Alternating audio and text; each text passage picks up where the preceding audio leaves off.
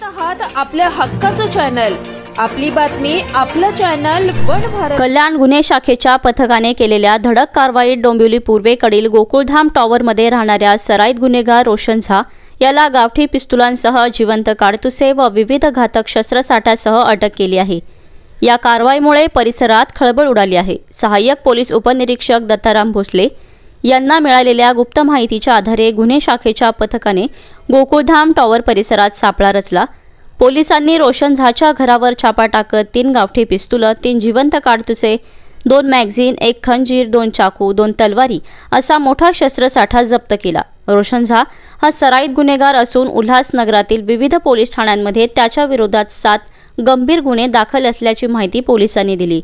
या शस्त्रांचा पुरवठा कुठून झाला आणि कोणाकडे विक्रीसाठी नेण्यात येत होता याचा तपास पोलीस करत आहेत। स्थानिक स्वराज्य संस्था व महानगरपालिका इलेक्शनच्या अनुषंगाने क्राइम युनिट 3च्या अंमलदारांच्या वतीने की आम्ही सराईत गुन्हेगार आणि जे अग्निशस्त्र किंवा इतर शस्त्र बाळगणारे आरोपी असतात त्यांच्यावर बारकाईने लक्ष ठेवत असताना दिनांक 13/11/2025 रोजी आमच्या युनिटचे ASI दत्ताराम भोसले यांना एक गोपनीय माहिती मिळाली की गोकुळधाम बिल्डिंग दिसलेपाडा येथील सी विंग 202 रूम नंबर येथे रेकॉर्ड इसम नामे रोशन झा याने काही शस्त्रे, अग्निशस्त्रे आणि इतर शस्त्रे विक्रीसाठी आणून लपून ठेवलेले आहेत।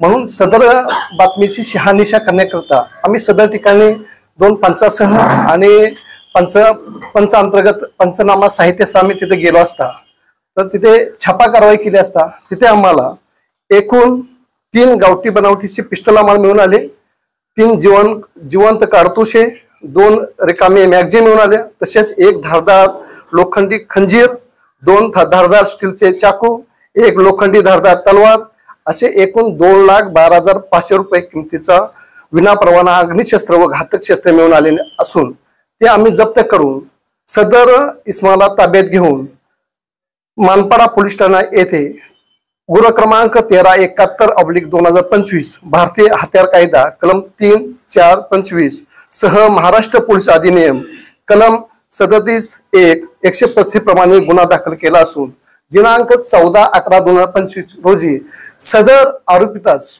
आम्ही मान्य न्यायालयापुढे हजर केले असता मान्य न्यायालयाने त्यांना 4 दिवसाची पोलीस कस्टडी दिली होती। त्या दरम्यान त्याच्याकडे आम्ही इतर हत्याराविषयी चौकशी केलेली आहे आणि अजूनही चौकशी आमची चालू आहे। सर, याच्यामध्ये सीसीटीव्हीच्या आधारे आपणास अजून काय प्लेस होत आहे? आपला सखोल तपास चालू आहे त्याच्याकडे अजूनही की ही अग्निशस्त्र कुठून आणली आणि तो कोणाला विकणार होता। हा सराईत गुन्हेगार आहे। ह्याच्यावर आपल्या उल्हासनगर, टिटवाळा, इतर पोलीस ठाणे हद्दीत एकूण 13 गुन्हे 307 सारखे असे गंभीर स्वरूपाचे गुन्हे दाखल आहेत, रायटिंग सारखे गुन्हे दाखल आहेत। त्याच्याकडे सखोल तपास आमचा आणखी चालू आहे। पण नेमका एवढा शस्त्रसाठा जवळ बाळगण्याचा उद्देश हा पण विकायचा का कोणता कोणाच्या याच्यावरनं आपण आणले होते, काय त्याच्या पाठी काही बॅकग्राऊंड काही राजकीय आहे का, तो तपास आमचा चालू आहे।